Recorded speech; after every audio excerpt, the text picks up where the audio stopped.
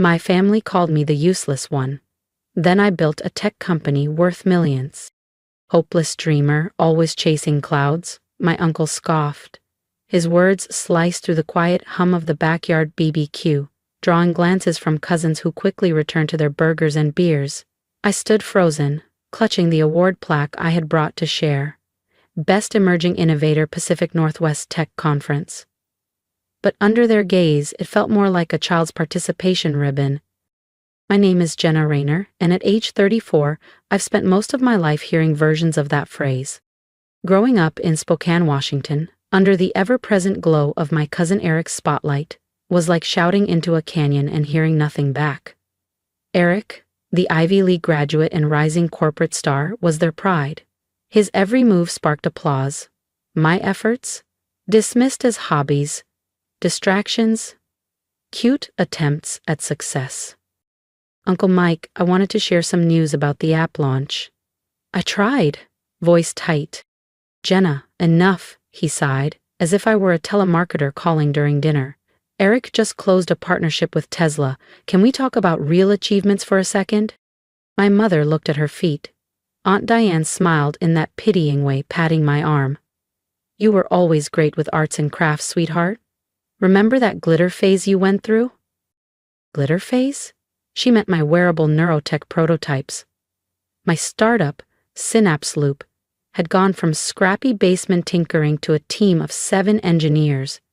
But to them, I was still the girl with pipe cleaners and glue. I stepped away from the patio and into the kitchen where I pulled out my phone.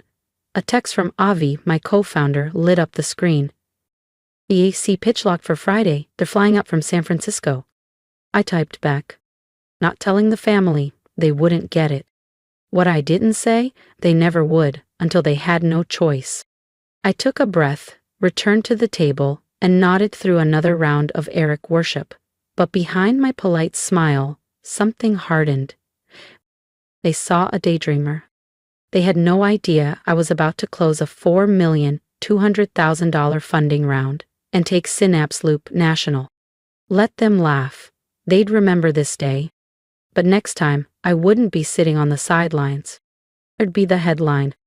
Now, we occupied nearly half a floor in a renovated textile warehouse turned startup hub on the east side of Spokane. 15 employees, most of them recent grads or scrappy engineers like I used to be, were huddled over terminals, tweaking code and optimizing our neural feedback models. Avi looked up from his dual monitors as I walked in. He didn't need to ask. Family BBQ blues again, he said, handing me a coffee before I even reached my desk. Same script, different day, I muttered, taking a grateful sip. Eric just landed some cross-branding deal with Tesla and suddenly he's the second coming of Steve Jobs. Avi smirked. And we're just reshaping the future of predictive cognition. No big deal. I laughed quietly. That was Avi, grounded, brilliant, and unfazed by noise. He understood not just the tech, but the ache that came from constantly being underestimated. The pitch is locked in for Thursday, he added. Redcrest Capital wants to see the beta demo of Neural Track. If it goes well, when it goes well, I corrected. We'll have the runway to expand west, maybe even edge out Neuron Core in Q4. Neuron Core, our biggest rival, older, bigger, and funded by the very firm that rejected my resume 4 years ago. Their CEO had glanced at my portfolio and said, maybe UX design is more your lane? That email was still pinned in a folder on my laptop. Back home, I had other reminders. My cousin Eric's face beamed from framed magazine covers. His Stanford MBA thesis was proudly displayed on the bookshelf. My degrees, my patent certifications, probably in a drawer somewhere, if not recycled by accident. When I got accepted into a DARPA-adjacent AI internship in college, my uncle shrugged and asked, is that even paid? When I made the dean's list twice in a row, my mom said, well, someone has to bring up the average. Eventually, I just stopped sharing. I hoarded my wins like secrets. I poured myself into Synapse Loop, maxed out credit cards, skipped holidays, and coded through birthdays, building something that couldn't be dismissed. Now, I stood in the conference room at Redcrest Capital, blazer stiff at the shoulders, underlighting just a bit too white. I glanced at Avi. He nodded once. We'd rehearsed this pitch a dozen times, but never with $5 million on the line. I took a breath and began, pointing to the display. As you can see from our performance data, Synapse Loop's algorithm has consistently outpaced current market prediction tools by over 27%. Their pens started moving, my voice grew steadier. This time they were listening. Gregory Redmond, the silver-haired founder of Redcrest Capital, leaned forward, steepling his fingers as he looked at me intently. And your competitors? How does Neuron Core's new suite compare? I'd expected this. Neuron Core is still relying on static behavior modeling based on historical datasets, I said smoothly. Synapse Loop tracks real-time neural engagement and emotional response patterns. I paused, letting the weight of that sink in. Simply put, they can tell you what a customer did yesterday. We can tell you what they'll do tomorrow. The energy in the room shifted instantly. Chairs creaked, pens paused, a few exchanged glances. This was it. The turning point I'd been preparing for, grinding toward, obsessing over, for 3 years. 2 hours later, Avi and I stood in the sleek marble lobby of Redcrest's downtown tower, dazed. They want to lead the round, he said, almost whispering. $90 million valuation. He turned to me, disbelief still in his voice. Jenna, we did it. I nodded slowly, still suspended in the afterglow of the moment. We need to alert legal, and the team, press, the patent advisor. My phone buzzed. Bung. For a heartbeat, I considered letting it ring, but some part of me, the dutiful daughter I hadn't quite shaken, picked up. Hi, Mom. Sweetheart, just a reminder, your uncle's retirement party is next Sunday. The whole family's coming. It'd look strange if you weren't there. You know how people talk. I'll be there. Oh, and Eric has some exciting news to share. He's being promoted to VP at the firm. You know, the one that does consulting for Amazon? Isn't that wonderful? A beat. Maybe you could bring those lemon cookies you used to make. Everyone loved those. I blinked, momentarily speechless. In one room, I had just negotiated the deal of my life, one that would put Synapse Loop on the global tech map. In the next, I was being reminded to bring cookies. For Eric. Actually, I said, my voice light, I might have some news to share too. That's nice, honey, just remember, not too much sugar, your uncle's pre-diabetic now. As she rambled on, I glanced at Avi. He arched a brow. I shook my head with a tired smile. Still the same, I mouthed. But I wasn't. That week became a blur. Lawyers, contracts, strategy calls, PR drafts. My inbox flooded. My sleep disappeared. But by Thursday morning, I was sitting at my desk, skimming the final signed term sheet. Synapse Loop was no longer a scrappy dream. We were about to become a $90 million force. If you've ever been underestimated by the people who should have believed in you the most, hit that subscribe button. You won't want to miss what happens when Jenna walks into that retirement party with a secret that's about to change everything. Avi burst into my office, his usual calm traded for electric excitement. Have you seen it? He asked, practically shoving his tablet into my hands. I blinked, my vision slightly blurred after hours of squinting at term sheets. Seen what? Forbes, Business Insider, Wall Street Journal, they're all running it. I took the tablet, and there it was. My face, front and center on Forbes' homepage. The headline read, "The brain behind Synapse Loop, Jenna Rayner becomes the youngest female CEO to disrupt predictive tech." My stomach flipped. The announcement wasn't supposed to go live until next week, after the lawyers signed off on the paperwork. After I had the chance to tell my family, I skimmed the article. It covered everything: the $90 million valuation, our competitive edge over Neuron Core, the uphill climb from a Spokane basement to the national spotlight. My inbox started to vibrate non-stop as Avi opened tabs. Business Insider broke down the neural mapping technology. The Wall Street Journal focused on how our rise was shaking up traditional market analytics. But the one that stopped me cold? The Spokane Daily headline. Local engineers start up rockets to $90 million. Family never knew. They would see it. Everyone would. As if on cue, my phone exploded with messages. Old classmates, colleagues I hadn't heard from in years, even a few distant cousins with LinkedIn requests. But nothing from my mother. Nothing from my uncle. Nothing from Eric. The silence was louder than the headlines. Avi nudged me. "This is massive, Jenna. We should celebrate. Call the team. Champagne at Lava Lounge tonight?" I nodded slowly, still reeling. "Yeah, but first I need to make a call." Once he left, I stared at the phone, then hit dial. "Rainer Residence," came the clipped voice I hadn't heard in months. "Hi, it's Jenna." A pause, then my uncle's voice turned cold. "Oh, I suppose you think we're impressed, making a spectacle of yourself in the business pages." I blinked. That wasn't planned. The press jumped the gun. I was going to. "Eric has been building his career the right way, quietly, respectfully. You always needed attention. Lights, headlines." The sting I expected came, but something new rose with it. Fire. A show? My voice tightened. "I built Synapse Loop from scratch. No favors, no family fund, no support. While you all called me a hobbyist, I was building a revolution." There was silence. "Congratulations," he said flatly. "We'll see how long it lasts before it crashes back to reality." I gripped the phone tighter. This time, I wasn't backing down. "The reality," I said, my voice steady, "is that I'm now the CEO of a $90 million company that's disrupting an entire industry. That's not just some articles. That's real." There was a pause. Then his voice dropped into that familiar patronizing cadence, the one he reserved for life lessons I never asked for. "Listen to me, Jenna. This tech wave you're riding, it'll crash. They always do. Eric's built something real, steady. You should take notes." I closed my eyes, exhaustion sweeping over me, not from the work, but from this endless, dismissive refrain. "I have to go," I said. "I'll see you at the retirement party on Sunday." "Jenna," he started, but I ended the call before he could finish. I sat in silence for a moment, then reached for my laptop. If they couldn't recognize my worth with their words, they'd see it in results. Loud and clear. Sunday came bright and warm, the kind of early summer day that made everything feel cinematic.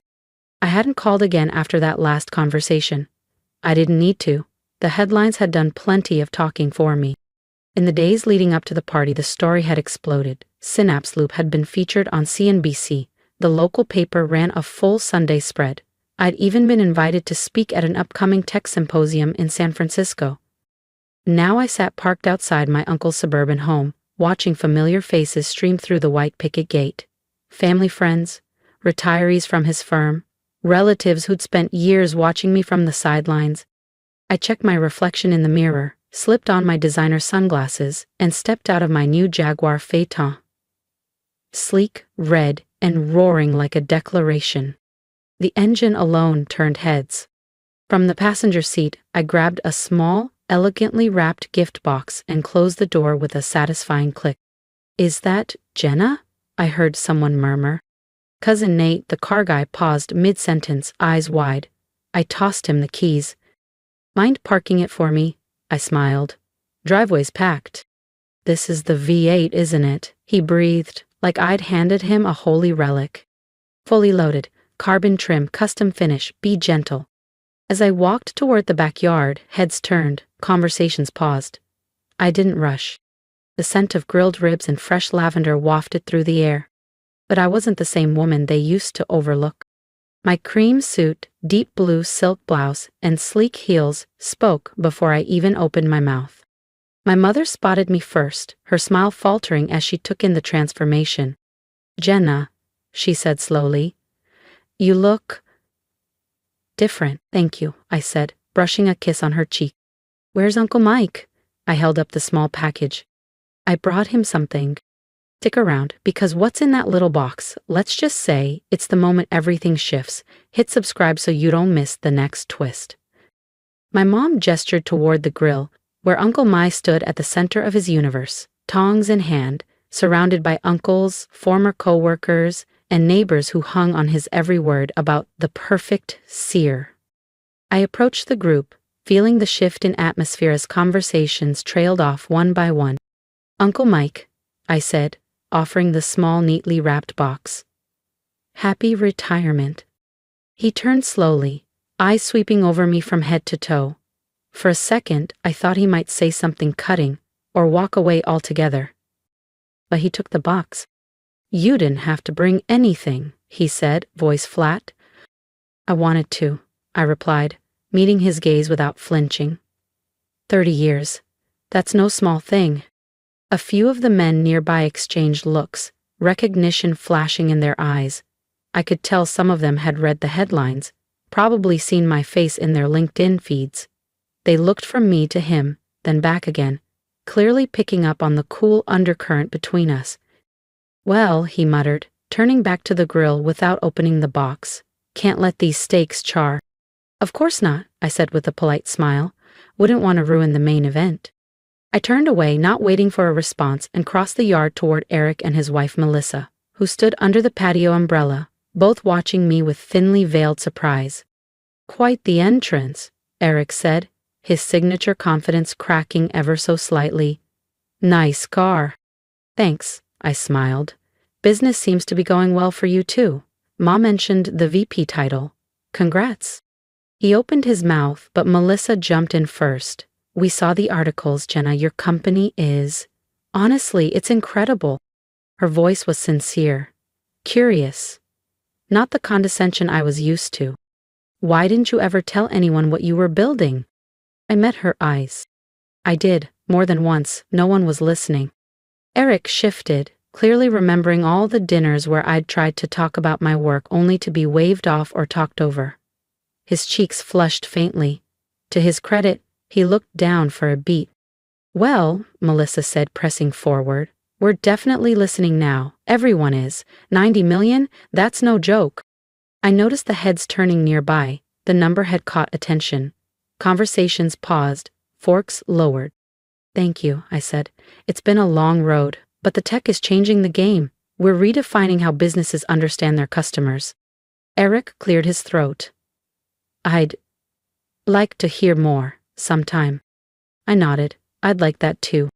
Maybe we could grab lunch sometime, Eric said, adjusting his collar. I think my firm might even be interested in implementing your system. Predictive modeling could really enhance our client segmentation. The irony hit hard. 3 years ago, I had approached Eric with early demos of Synapse Loop, hoping he'd see the potential and help me open doors. He'd waved me off, suggesting I get a few years of real-world experience first. Maybe join an established firm before playing entrepreneur. I'll have my assistant reach out, I replied smoothly. The corporate polish rolled off my tongue like second nature. We're booked through Q2, but we might be able to squeeze you in. His smile faltered. I had spoken to him not as a cousin but as a vendor, and for once the power dynamic was mine. Before he could recover, Aunt Diane swooped in, dousing me in perfume and performative affection. Jenna, darling, why didn't you tell us you were doing all this? Forbes, tech headlines. We're all so proud. The same woman who'd called my work your little computer hobbies at Thanksgiving now beamed like my lifelong supporter. I tried, I said, keeping my expression even. It just never felt like the right time to share. As the sun lowered, the entire vibe of the party shifted. Cousins and family friends who used to orbit Eric now gravitated toward me, asking about neural engagement, predictive analytics, even startup life. I answered politely, but with a kind of guarded grace. Not cold, just professional. And I could feel the shift unsettling them. I glanced toward the grill.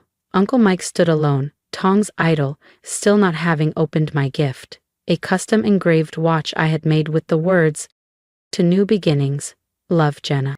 Eventually, as dessert trays came out, he tapped his glass with a fork. Conversations fell quiet.